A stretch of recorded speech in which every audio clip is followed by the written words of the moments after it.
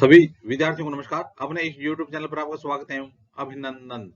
हाँ तो विद्यार्थियों, आज हम कक्षा 12th राजनीति विज्ञान विषय से देश के विकास के मॉडल के बारे में अध्ययन करने जा रहे हैं। तो आज की हमारी कक्षा रहेगी 12th, विषय यह रहेगा राजनीति विज्ञान, और राजनीति विज्ञान में आज हम देखेंगे देश के विकास के मॉडल। तो देखिए विद्यार्थियों, आजादी के बाद देश के विकास के लिए विकास का मॉडल अपनाना बहुत जरूरी था। उस समय विकास के दो जाने माने मॉडल थे, भारत ने उनमें से किसी को नहीं अपनाया। तो दो जाने माने मॉडल कौन से थे? एक तो था पूंजीवादी मॉडल। कौन सा? पूंजीवादी मॉडल। और दूसरा मॉडल कौन सा था?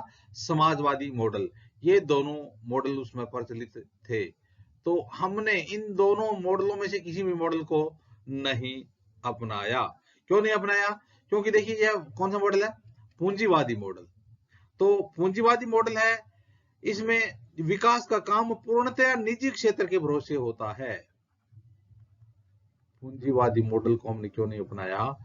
क्योंकि पूंजीवादी मॉडल में जो विकास का काम होता है वो पूर्णतया निजी क्षेत्र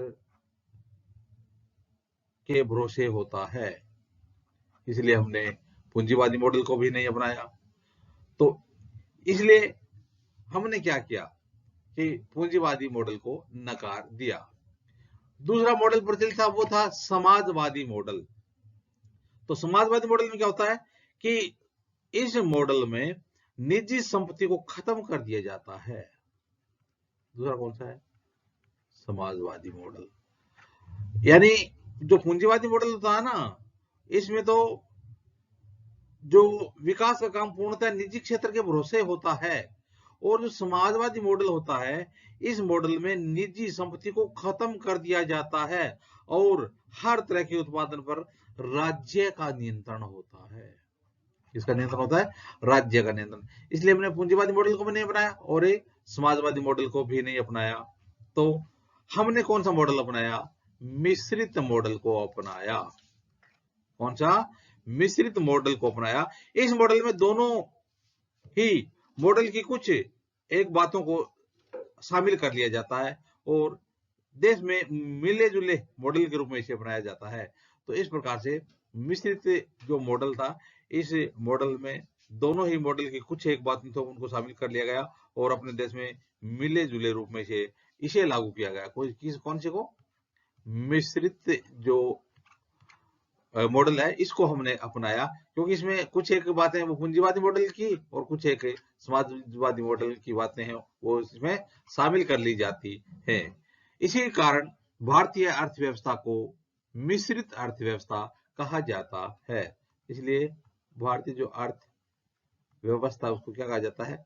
मिश्रित अर्थव्यवस्था कहा जाता है। देखिए विद्यार्थियों, खेती, किसानी, व्यापार और उद्योगों का एक बड़ा भाग निजी क्षेत्र के हाथों में रहा। तो निजी क्षेत्र के हाथों में कौन कौन से तत्व सौंपे गए? तो देखिए विद्यार्थियों, खेती, किसानी, व्यापार और उद्योगों का एक बड़ा भाग निजी क्षेत्र के हाथों में रहा। राज्य ने अपने हाथ में भारी उद्योगों को रखा और उसने आधारभूत ढांचा प्रदान भी किया। राज्य ने व्यापार का नियमन किया और कृषि के क्षेत्र में कुछ बड़े हस्तक्षेप भी किए। तो इस प्रकार से राज्य ने, देखिए, यानी जो खेती, किसानी, व्यापार और उद्योगों का एक बड़ा भाग था वो तो किसके हाथ में रहा? निजी क्षेत्र में के हाथों में रहा। इसके अलावा यदि देखा जाए तो जो भारी उद्योग थे या फिर आधारभूत जो ढांचा था, उनको राज्य ने अपने हाथ में ले लिया।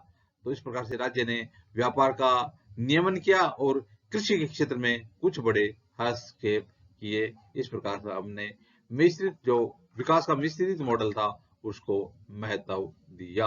तो इस प्रकार से विद्यार्थियों, आज हमने राजनीतिक विज्ञान से संबंधित विकास के मॉडल के बारे में अध्ययन किया। आगे आने वाले वीडियो में इसी प्रकार से हम राजनीतिक विज्ञान संबंधित अध्ययन सामग्री देखते रहेंगे।